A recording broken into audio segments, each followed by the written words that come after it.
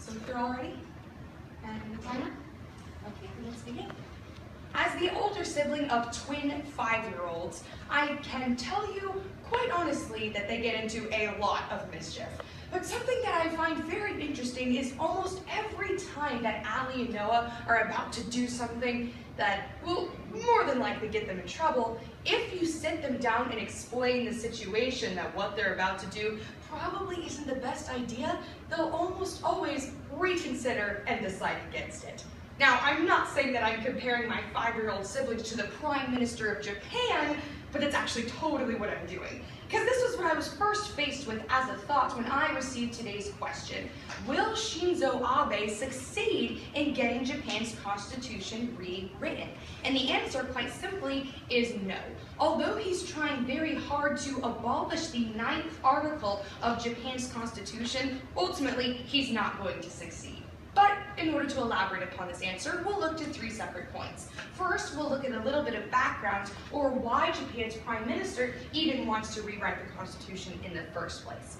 Then, we'll look at the 2 reasons why he won't do so. First, the fact of China's strong opposition, and second, the United States' opposition. But before we move into the specificity for today's answer, there needs to be a justification, or the reason why you, as the average American citizen, should be concerned with what's going on in the United States. And the reason why this question actually does pertain to you is quite simply that it will lead to a large impact on the United States. Because should the Prime Minister succeed in getting the Constitution rewritten, that means that the United States' military will also be obligated under the U.S.-Japan Defense Treaty to fight as well. And we're all quite aware that whenever the United States is in war, it does impact the economy, even for the average American who doesn't have any sort of ties with the military themselves. So with that being provided, let's look to the first point of today's answer. A little bit of background, or the reason why Shinzo Abe wants to have the Constitution rewritten. So the first thing that we need to discuss is Article 9 of their Constitution. Now this article basically says that Japan isn't allowed to have a standing offensive army, or any sort of quote-unquote military potential. This means that they cannot have any sort of individual self-serving aircraft carriers or missile defense systems or any sort of attacks.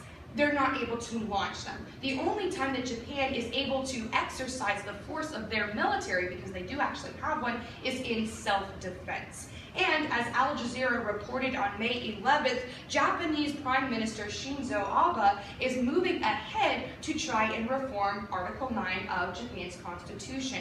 And he's attempting to boost the military's international role, a significant shift of the country's original pacifist policies. So quite simply, that's what he's trying to do. He wants to get the article rewritten so that Japan is allowed to launch attacks so that they can enter the international field. Because basically right now, Japan is simply sitting back and they're not allowed to join in any sort of international efforts around the globe. So he's trying to change that.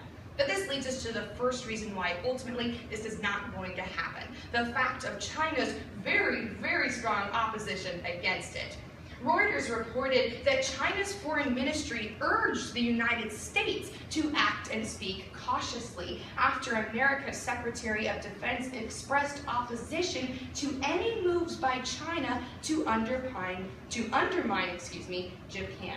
So basically what happened is the Secretary of Defense for the United States said that he was strongly in support with Japan's moves to rewrite the Constitution. But as a direct impact of that, China was very, very upset. As you can probably imagine, since the United States is equally powerful to China's military. And furthermore, the Chinese Foreign Ministry spokeswoman offered these words to say, "No matter what anyone says or does, it will not change the fact of China's sovereignty." And yet again, BBC on May 1st just elaborated upon China's stance by reporting that China views Japan's military modernization and expanding security horizons as a direct confrontation and a threat to them specifically.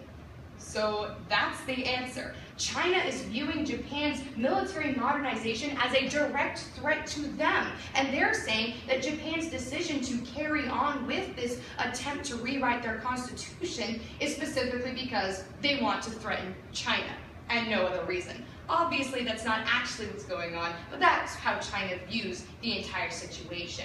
And the reason why this fact, that of China's opposition, will likely sway the Japanese Prime Minister is because, as Reuters reported, the Prime Minister is trying to increase and improve ties with China.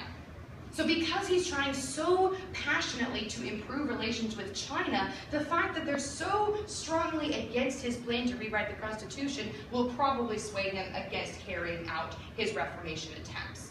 But then let's look to the second reason why, which is that of the U.S. opposition. Now, the National Public Radio reported on April 27th that the U.S. and Japan signed a new defense guidelines that Secretary of State John Kerry describes as historic. The U.S. and Japan will now stand by each other in the face of evolving threats in the Asia-Pacific arena.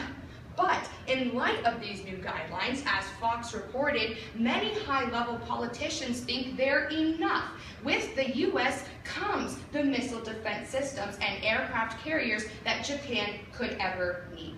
So quite simply, what happened is the U.S. and Japan signed new defense guidelines. And these guidelines allow Japan to enter the international field, which is what they wanted in the first place. And it also gives them access to the United States missile defense systems, which is also what they wanted in the first place. So very simply, in light of these new guidelines, as Fox explained, these guidelines are enough. And so because the Prime Minister now has what he originally set out to achieve, it's very, very likely that he will simply back down from his plans to rewrite the Constitution.